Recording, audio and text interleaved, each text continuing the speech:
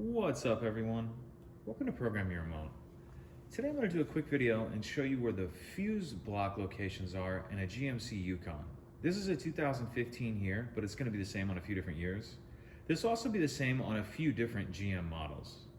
So there's a fuse block in 3 different locations. The first one we're going to look at is located on the driver's side, just inside the door here, as you can see, just to the left of the steering wheel. And this panel on the left here pulls off. I've already got it loosened, as you can see. It comes off of there pretty tight. There's these clips in here, all along here rather, that are there. So what you want to do is just start on the bottom like this, get your hand on the bottom, pull, and then work your way around. And it does come off there pretty tight.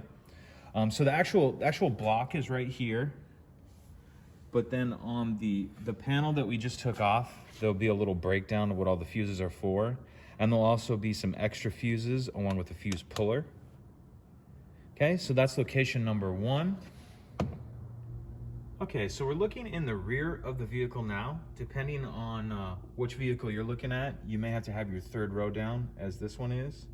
And then we're gonna look on the driver's side, and we'll see this panel right here. I wanna go ahead and pull that off, and we're gonna see our 2nd fuse block right here. For this one, if you need to know what all these go to, your owner's manual does a really good job of breaking that down.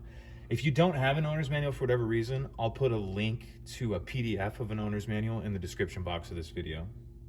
But that's the 2nd location. Okay, so for the 3rd and final fuse block location, we're looking under the hood. And again, we're on the driver's side, and we see this cover right here. What I want to do is push these 2 tabs in, and that'll lift up like that. And we can get that out of there.